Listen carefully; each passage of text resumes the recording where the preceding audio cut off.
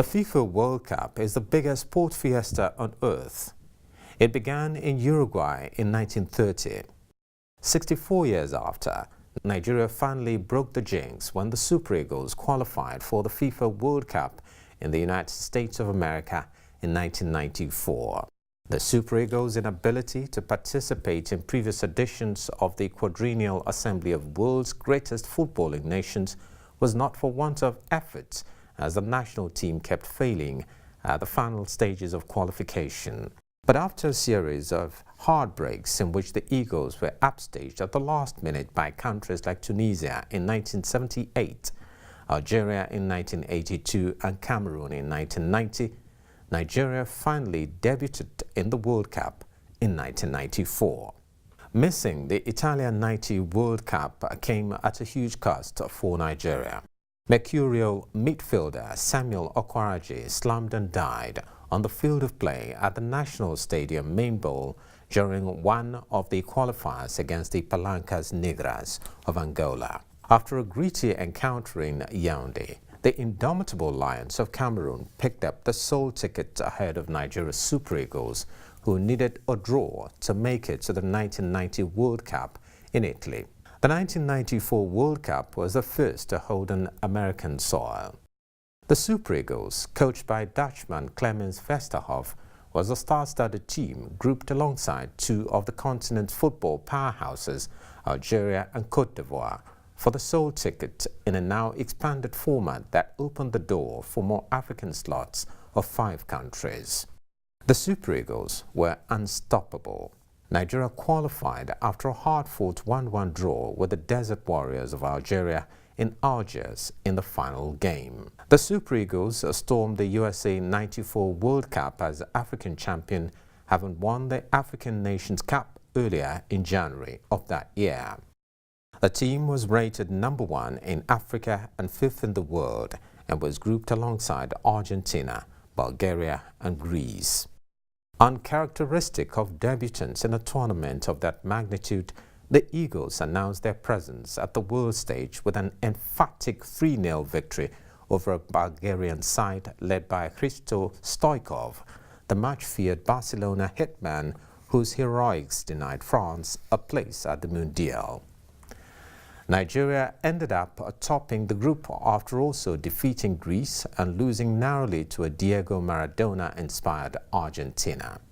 But for inexperience and tactical naivety, the Nigerian team would probably have gone beyond their second-round elimination by Italy, no thanks to an 89th minute equalizer from Roberto Baggio, capped with an extra-time penalty in an epic round of 16. Having broken the World Cup appearance jinx in 1994, the Super Eagles returned to the world stage, this time around in France. The France 98 team, made of mostly the under-23 team that won an Olympic gold medal 2 years earlier at the Atlanta 1996 Olympic Games.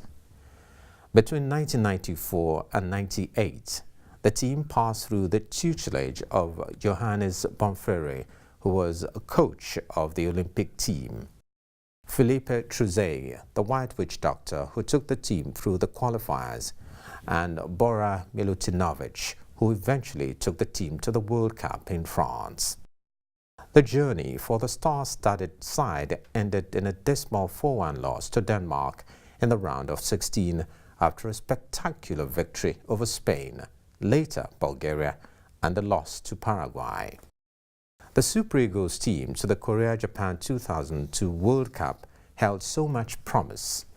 Initially coached by Shoaibu Amodu, the team was bogged down by problems of instability in the coaching personnel, lack of unity in discipline, and favoritism in team selection.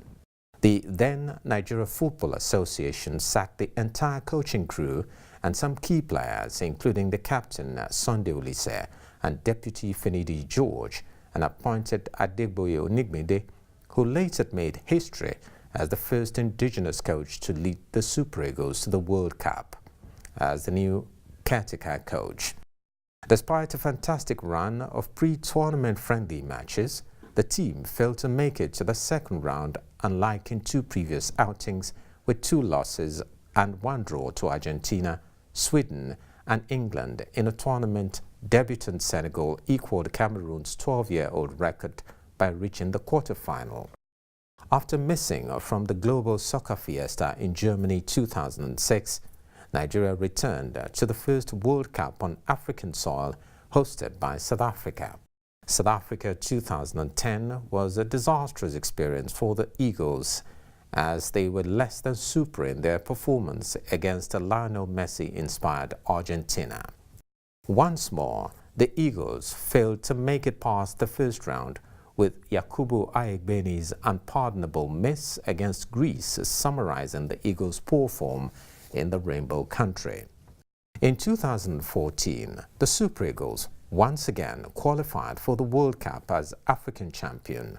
Captained by Joseph Yobo, the team had won the African Nations Cup in 2013 with the now late Stephen Keshi as manager. The AFCON win restored a new spirit of confidence in the Super Eagles. For the first time since the France 98 World Cup, Nigeria made it out of the group stages with a win, a draw and a loss against perennial World Cup opponents Argentina and a slim win over Bosnia and Herzegovina. The hurdle against France proved impossible to overcome for the Eagles. They lost the game 2-0, but Nigerians were satisfied that the team was not disgraced. The much-anticipated Russia 2018 World Cup is here. For Nigeria's Super Eagles, so much has happened since Brazil 2014. The team has passed through the hands of coaches such as Samson Siasia, Sunday Olise, and now Gennat Rohr.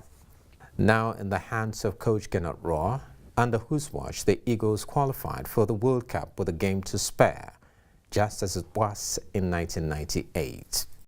Coach Rohr, who took the team through the qualifiers, will be leading the team at Russia 2018 in a very tight group consisting of Cup favourites Argentina, debutant Iceland and Croatia. Against expectations of football-loving Nigerians, the team has not been impressive in its pre-tournament friendly matches, winning only 1 out of 5. Follow Hot Sports on social media.